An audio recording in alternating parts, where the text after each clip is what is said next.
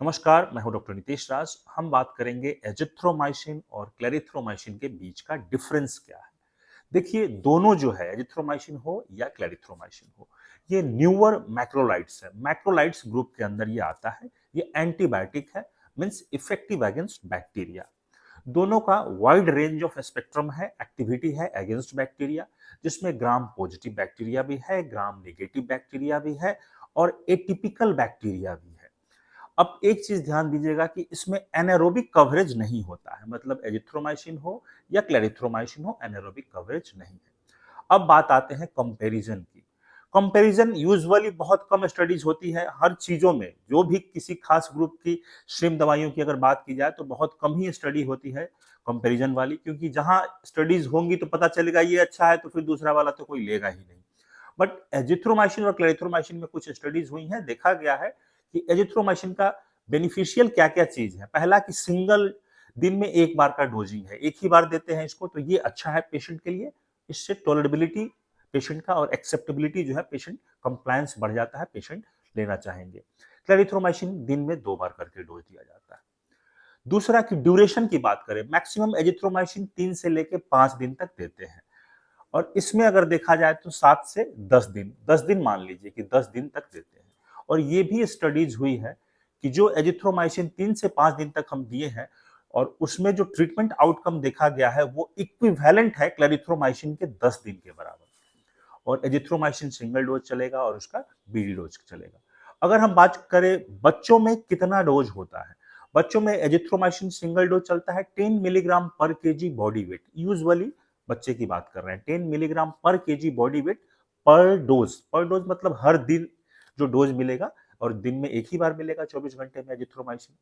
अगर हम बात करते हैं अगर क्लेरिथ्रोमाइसिन का, तो क्लेरिथ्रोमाइसिन जो होता है 15 मिलीग्राम पर केजी बॉडी वेट पर डोज नहीं, पर डे होगा। और ये जो हर दिन का जो डोज है 15 मिलीग्राम पर केजी बॉडी वेट, इसको 2 भाग में हम लोग बांटते हैं, मतलब 12 घंटे पे इसको देना है। ध्यान से फिर से समझिएगा। एजिथ्रोमाइसिन 10 मिलीग्राम पर केजी बॉडी वेट चलता है और दिन में 10 केजी का बच्चा है तो 10 इंटू 10 मतलब 100 मिलीग्राम एजिथ्रोमाइसिन दिन में एक बार देना है। अगर हम बात करते हैं क्लेरिथ्रोमाइसिन की, तो क्लेरिथ्रोमाइसिन 15 मिलीग्राम है, मतलब कि अगर 10 केजी का बच्चा है तो 15 इंटू 10 150 मिलीग्राम। और 150 मिलीग्राम को कैसे देना है, तो सुबह में आप दीजिएगा जो है 75 मिलीग्राम और रात में दीजिएगा 75 मिलीग्राम, तो 150 हो जाएगा, डिवाइडेड डोज में हो जाएगा।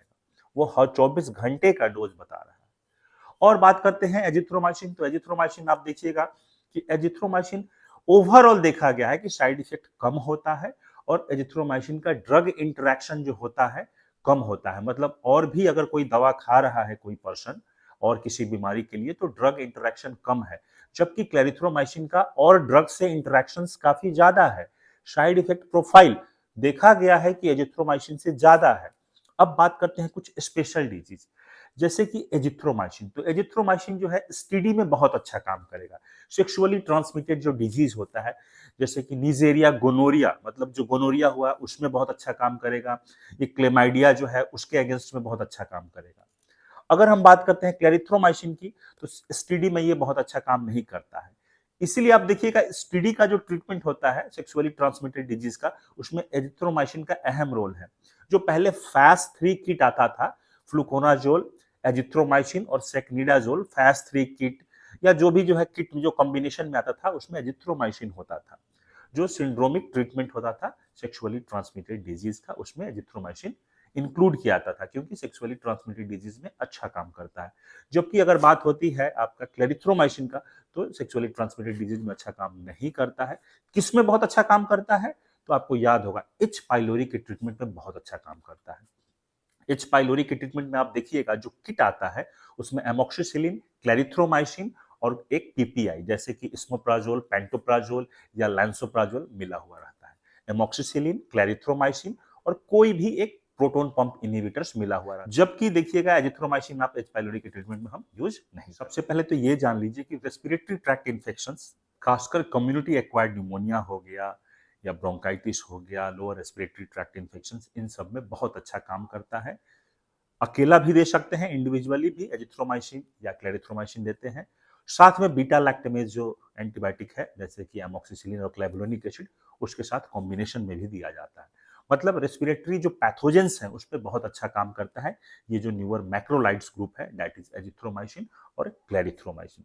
अब इसमें क्या-क्या पैथोजेंस हो सकते हैं? तो एक खास बात याद रखिए कि खासकर एच इन्फ्लुएंजी जो होता है, हीमोफिलस इन्फ्लुएंजी जो बैक्टीरिया होता है, इस पे एजिथ्रोमाइसिन ज़्यादा स्ट्रॉन्ग मतलब ज़्यादा इफेक्टिव है in compare to the clarithromycin. But overall अगर लास्ट में अगर पूछा जाए कि सबसे बेस्ट तो आई थिंक कि गो फॉर द एजिथ्रोमाइसिन।